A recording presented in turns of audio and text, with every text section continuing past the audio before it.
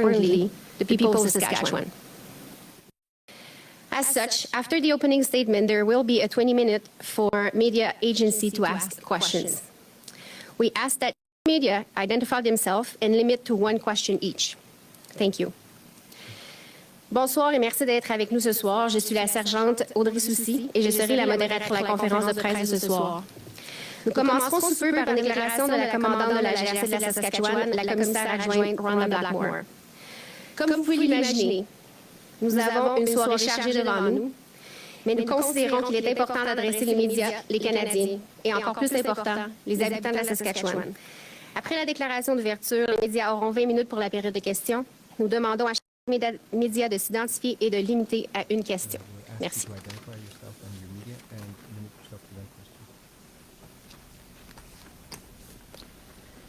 Good evening.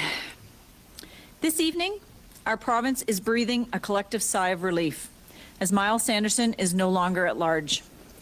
I can confirm that he is no longer a threat and there is no risk to the public related to this investigation. I'm going to provide a timeline of the events that occurred this afternoon that led to his arrest. And I will also provide some insight into the operational work that occurred over the past 4 days. Here's what I can share with you about the Saskatchewan RCMP response in this investigation. On September 4th, the first report was received by Saskatchewan's RCMP Operational Communications Centre at 5:40 a.m. of a stabbing on James Smith Cree Nation. 2 RCMP officers on duty that morning were at Melfort RCMP detachment, approximately 45 kilometers from James Smith Cree Nation. They were dispatched by DOCC at 5:43 a.m. The second call came into DOCC at 5:59 a.m. It was a report of 2 injured people at a residence on James Smith Cree Nation, 19 minutes after the first report. Police were already on their way to the scene. RCMP officers arrived at the first scene at James Smith Cree Nation at 6:18 a.m. At 6:20 a.m., one of the 2 police officers left the first scene to go to another scene on James Smith Cree Nation. He arrived at the second scene 12 minutes after departing the first. At 6:35, due to the significant risk to public safety that had been identified, the Saskatchewan RCMP prepared to issue an emergency alert. It was drafted, reviewed, verified, and issued at 7:12 a.m. The magnitude of this investigation is immense. Over the past 4 days, over 160 Saskatchewan, Manitoba, Alberta, and Ontario RCMP and municipal partner agency employees, both police officers and civilians, have been working non-stop on this investigation. On Wednesday, September 7th, at 2:07 p.m., Waka RCMP received a 911 report of a break-and-enter in progress in Waka's detachment area. Further information provided stated Myles Sanderson was standing outside of a residence northeast of Waka and was armed with a knife. Sanderson stole a white Chevrolet Avalanche truck with Saskatchewan license plate 953LPL and fled the property. The homeowner was not physically injured. The Saskatchewan RCMP Operational Communications Centre continued to receive additional reports of Myles traveling in a vehicle. All available police resources in that region immediately responded to the report, including neighboring RCMP detachments and an SBS, Saskatoon Police Service, and RCMP aircraft. At 2:49 p.m., an emergency alert was issued to help ensure the safety of residents in the Waka region and travelers on the highway. Between 2:49 and 3:35, the Saskatchewan RCMP Operational Communications Centre received more than 20 calls from the public with potential sightings of the white Chevrolet Avalanche. The white Chevy truck was seen by a Rostern RCMP officer driving in an unmarked vehicle, traveling west along the highway towards Rostern at a speed recorded at 150 kilometers per hour. Police confirmed the license plate matched the initial report. At approximately 3:30 p.m., the suspect vehicle was seen traveling south on Highway 11, south of Rostern. To ensure the safety of drivers on the highway, the vehicle was directed off the road and into a nearby ditch.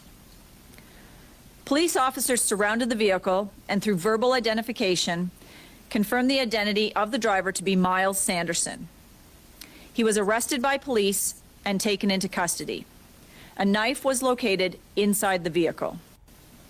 The emergency alert was canceled at 3:50 p.m. once his identity was confirmed and he had been taken into police custody. Shortly after his arrest, he went into medical distress. Nearby, EMS were called by police to attend the scene, and he was transported to a hospital in Saskatchewan. He was pronounced deceased at the hospital. The Saskatchewan RCMP has requested the Saskatoon Police Service and the Saskatchewan Incident Response Team to conduct the independent external investigation into circumstances surrounding the incident. The Saskatchewan RCMP has requested the Ministry of Justice appoint an independent investigation observer in accordance with Section 91.1 of the Saskatchewan Police Act. Over the past 4 days, RCMP officers have been working on locating Myles Sanderson, following up on each and every tip from the public, using every technological, human, and investigational tactic and resource we have available to us. We have experts who continue to conduct forensic investigation of the 13 main crime scenes, as well as the other associated crime scenes, such as vehicles. We are also now examining the additional crime scenes that have occurred today. We have already conducted over 150 interviews with witnesses and victims, with more anticipated to take place in the coming days. 400 investigative tasks have also been completed, with many more anticipated to take place in coming days.